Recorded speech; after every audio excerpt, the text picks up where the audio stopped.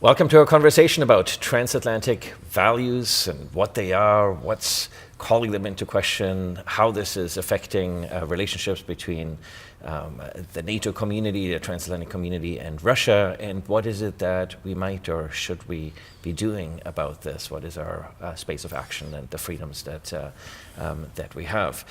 With us today, this morning, are Aurel Braun, who's professor at the University of Toronto, a specialist on Soviet, that's former Soviet Union, and Russia, who's written extensively on relationships between the West and Russia, between the transatlantic community and Russia, between NATO and Russia, but who has also written on populism and some of the right-wing challenges, and has done so long before this became sort of the fashion of the day. So someone who's been thinking about these issues for a long time.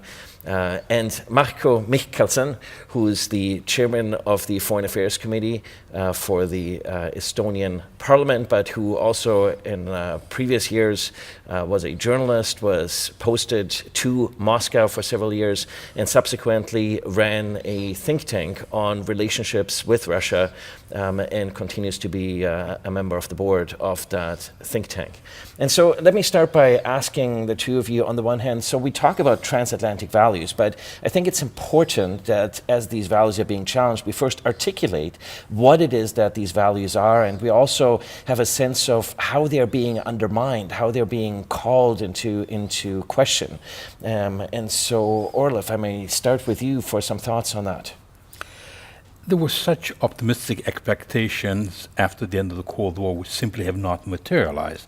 And what we are facing right now is a time of volatility and stress. So we see the kind of interaction of soft and hard power very tightly intertwined. We see the use of informational warfare, which includes the use of social media by the Russians. We see cyber war. We see the growing military capacity of Russia as exhibited by these exercises Zapad. Now, this does not mean that we are back in the Cold War, but there is this kind of stress that we did not expect. In a time of stress, we tend to look for values. And these values are important. So when we talk about the realist approach, and the Trump administration said that they want to do principled realism, but realism itself, classical realism, did include values. NATO is political, and NATO is also military. And these values are important. What are the crucial transatlantic values? Well, democracy. Democracy is the defining character of NATO as a political organization. It is why we have such longevity. And in democracy, you need certain elements that are absolutely crucial. You need a meaningful rule of law. No one is above the law, not even the president.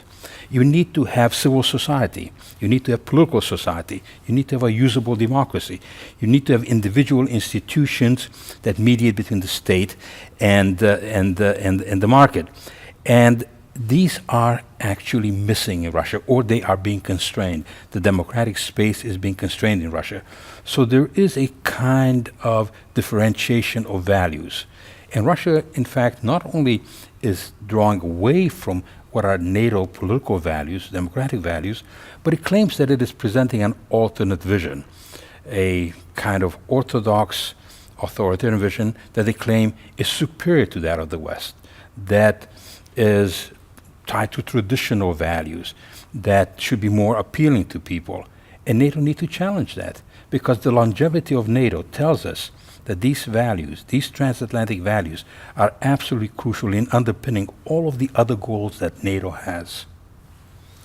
Marko, let me turn to you and ask the same question with regards. So what are these values, and what are the challenges that we're facing with regards to these values? I would raise 2 points here. For us, specifically when we look also from these small countries like Estonia, Latvia, and Lithuania here on the borders to Russia, for us, our nuclear weapon is international law and international agreements that countries commit to them. And what we have seen recently, but not only recently, actually for years, that our neighbor Russia has done everything to actually violate the basic principles of international law when we're talking about moving or removing borders by conventional means, as we have seen in Georgia or Ukraine. But coming back to this question of values of transatlantic community, I don't see any problems here for us to recognize and to keep the values and make it more stronger. I guess one of the very good examples here, then so popular, is to talk about the kind of cracks in liberal world order is an opposite is example of free trade agreement between European Union and Canada, which is a very strong signal that we are able to actually strengthen the rule-based world and liberal world order.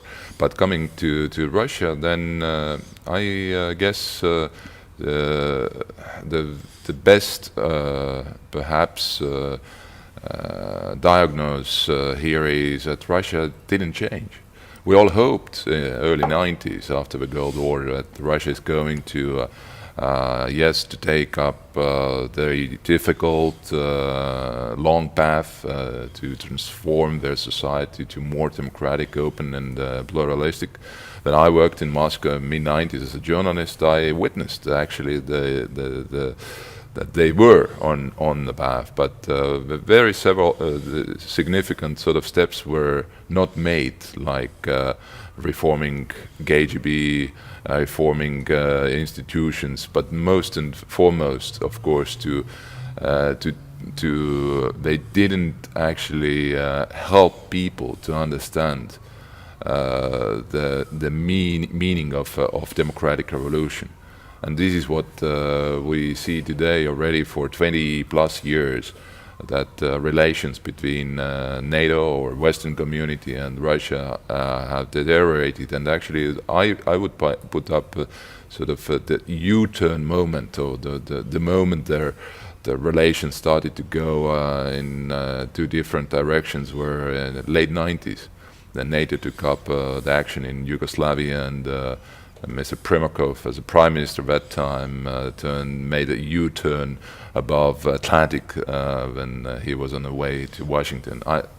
Ever since from that point, actually, we have seen deterioration of relations between NATO and Russia. And here, whom to blame? I guess the main reason is that we have to understand that Russia didn't change at the beginning of 90s, and this is where we are in different sort of spaces of values.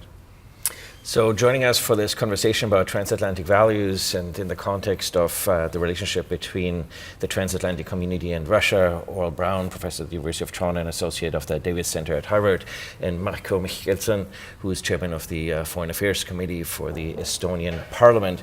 So now that we've laid out the groundwork in terms of the values and how they're being challenged, what is it that we might expect elites within the transatlantic community to do? There's sort of a presumption that these values, as they're being challenged, need to be reinforced. But is it enough for elites simply to come out and articulate and reinforce these values, or is it that we need to expect more in the day of disinformation, misinformation, systematic information operations and strategic communications by adversaries looking to undermine these values, and the challenges of how this is also turning some of the populist and electoral sentiments within key member states of the transatlantic community? Aurel? Well, I think picking up on what Marko was saying, that Russia did not move in the right direction, but it's worse than that. And this is one of the things that elites and the people in the West need to understand, that the democratic space is increasingly shrinking Russia because it has been replaced by what I would call a kind of political magical realism, where Vladimir Putin combines repression with the ridiculous, a kind of personality cult that is almost a kind of magical illusion as to what powers he has. And this is an evasion of domestic responsibility. What this means in terms of external policy for Russia is that they look for successes outside of Russia as a means of legitimating the absence of responsive government within Russia. So Russia is looking for a kind of controlled chaos, if you like, which is very difficult to cope with. We need to be aware of that. So if we negotiate with Russia, we have to understand that Russia is not engage in a kind of strategic concession. But they may make some tactical concessions, but strategically, there is that internal problem in Russia that we cannot solve. We can guard ourselves. And in guarding ourselves, we have to be aware that our values are so crucial in underpinning our capacity politically and our capacity militarily. So I would say there are 5 things that we really need to do. First, values matter. And we have to understand that. Because we need to reject, second, this kind of postmodernist notion of relativism or situational ethics. Third, in the case of Russia, we are not in a situation where we have a clash of civilizations, but we do have a contrast of values, and that's not going to go away. Our values have to be meaningful. And it is not just a matter that we have to recognize values, but we need to protect them. Democracies are not suicide pacts. We need to communicate to our population that there are things that are worth defending, that differentiate us from other political organizations or political entities that have very, very different kind of values, and that it matters what those differences are. And fifth, I would say that we talk about the need for coherence in NATO. But in order to have coherence in NATO, we have to emphasize the unity, the shared values. We need to mobilize those values. Because if you cannot mobilize those values, military capacity alone won't do it.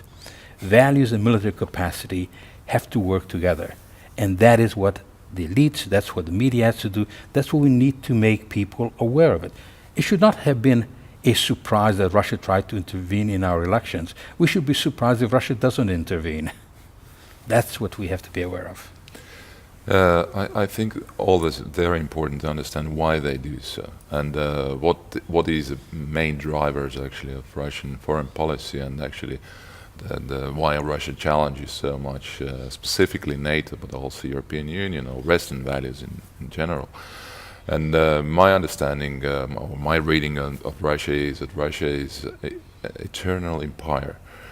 And what really drives them, and also the position they used to have, at least in, let's say, a late stage of Soviet Union, and a really kind of global player. And these people who run Russia today, they have a very strong desire first to regain sort of the position of a real global actor with power, which is respected, but also the desire to, one in another way, to regain sort of the control over the former territories of Russian Empire.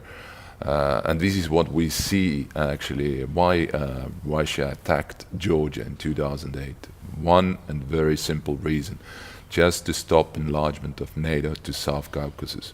Secondly, why Russia attacked Ukraine in 2014, to really keep Ukraine out of Euro-Atlantic community, from this sort of the area of Western values.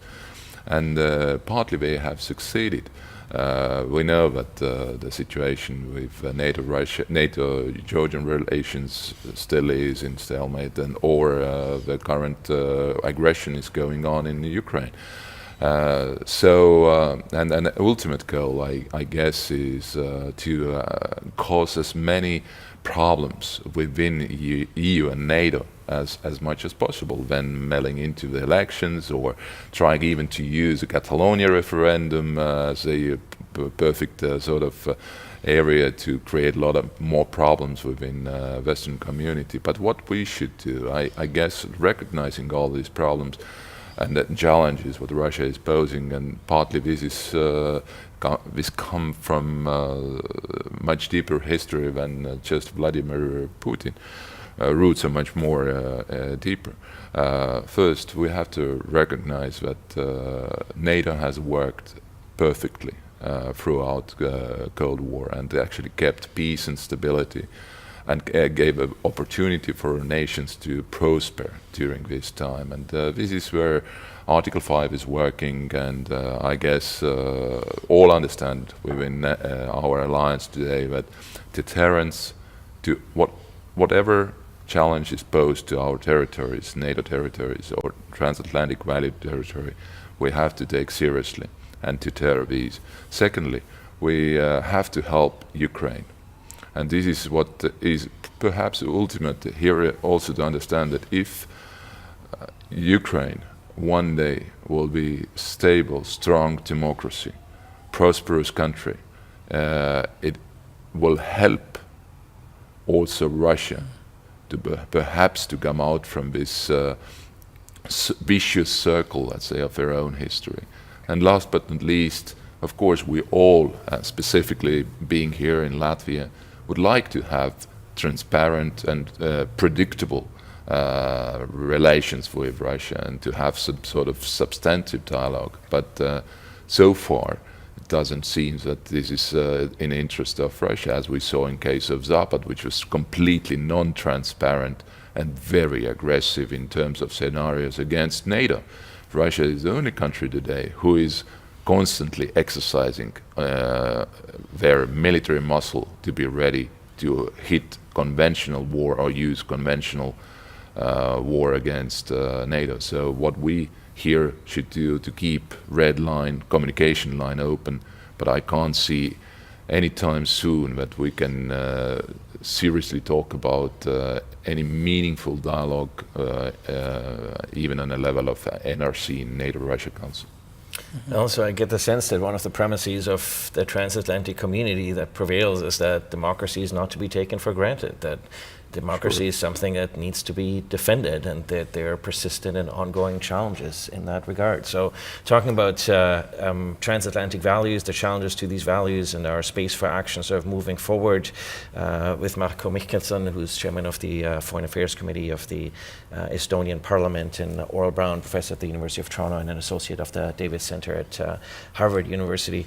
So Marko, let me now turn the conversation to, if this is the context in which we are framing the relationship between the transatlantic community and Russia, where do you see that relationship going, and what is our space for action here?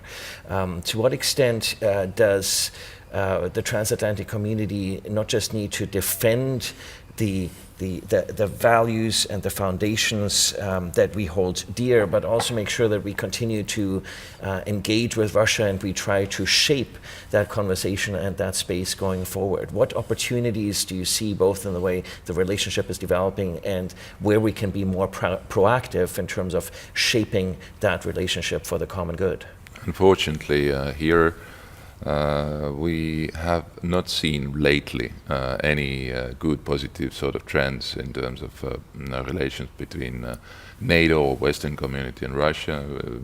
We see that Russia is not taking seriously the demand or wish, let's say, from Western side to make steps, relevant steps in case of Ukraine.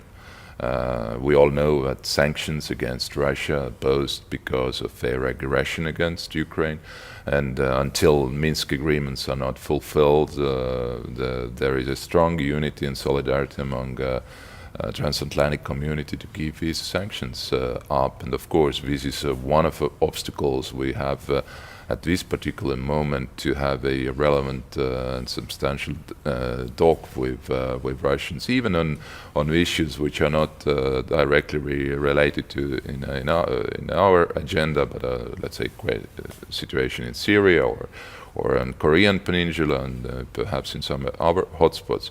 So I can't see at the moment, unfortunately, that we are on the same page in terms of possibilities to really change the curve at the moment. What is important and what NATO has done and what is very much welcomed by people in these countries here, decisions which were made in Warsaw summit to create enhanced forward presence of NATO alliance in our region here in the Baltic states and Poland. And this is the language, I guess, what really matters also for Moscow, as it did during Cold War time. I don't know what we have today. Is this continuation of a Cold War? Is this some sort of new Cold War? Is this cold peace? But it's not normal situation at all. And this is where we have to understand that some steps what Russia does today, or most of them, are very much recognizable from the past, from Cold War times, and actually the tensions between West and Russia are at the lowest perhaps since beginning of 80s. And this is why we have to first put the correct diagnosis and then to act commonly. Okay. There are a number of things that we really need to do. First, we need to make sure that we do not underestimate Russia, but also that we do not overestimate Russia. Russia is not the Soviet Union. Russia is a fragment of the Soviet Union. It does not have the power. It is not a superpower. It is unlikely to become a superpower. It has superpower fantasies. That makes it dangerous. And we need to disabuse them of those fantasies. Now, having said that, the second thing that we need to do is we need to use soft and hard power together. That is, we have to develop capacity. It's a kind of NATO, some people said NATO 4.0, where we have to have deterrence by denial. We have to make sure that Russia is not tempted, that Russia is not going to miscalculate, that there are very clear signals. This is where symbolism and substance come together.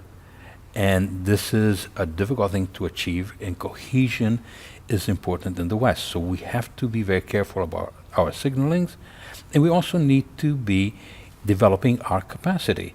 Now, we had agreed, NATO states, that we will spend at least 2% per year. That should be accelerated. There's no magic to it.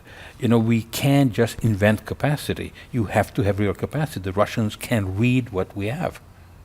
And that means that countries like Germany have to come through. They have to spend that 2%. And I don't think there's reason to fear a Germany that spends 2%. Germany is a democratic state, and it makes a vital contribution. And there are, at the moment, only about 6 countries in NATO that spend the 2%. That has to change. That means capacity on the ground, together with shared values, together with very clear signaling to Russia that we are prepared to defend our values, and we are prepared to defend our partners, and we are prepared to defend our territory. We need to remove temptation. Wars often, as you know, happen because of miscalculation and misperception. So that has to be avoided. And I think NATO is making progress in that area. We need to make more rapid progress. We need to understand that we have the capacity to do that. I mean, look at the economic asymmetry.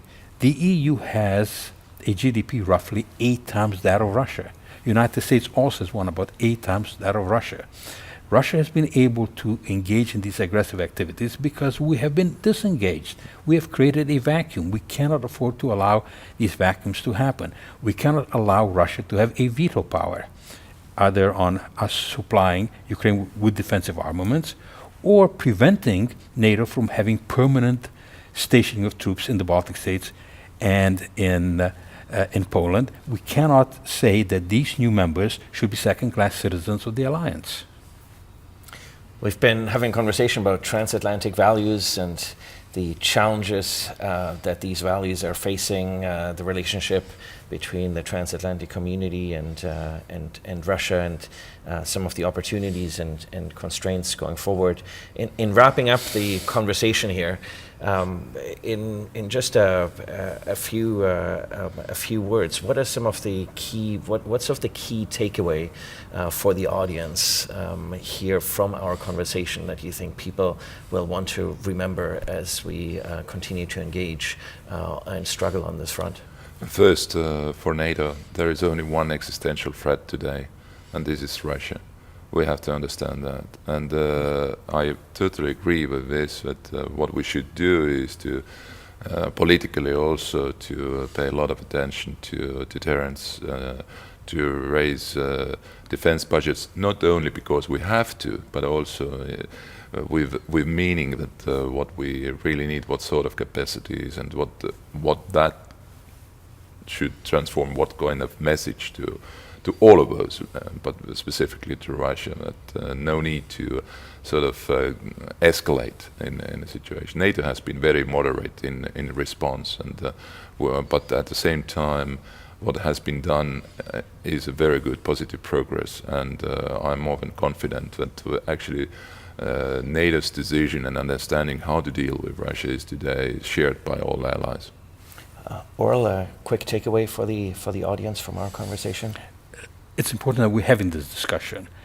It is essential that we recognize what the dangers are. It is essential that we have the right kind of balance in evaluating that kind of danger. It's essential that we're moving forward, and we are doing that. I think we should begin to accelerate the good things that we are doing, and we are on the right track. Gentlemen, I thank you both for a terrific conversation this morning about transatlantic values, the challenges we're facing and opportunities going forward. With us were Marko Mihkelson, who's the chairman of the Foreign Affairs Committee of the Estonian Parliament, and Oral Brown, professor at my alma mater, the University of Toronto, and an associate of the Davis Center at Harvard University. Thank you to you both. Thank you. Thank you.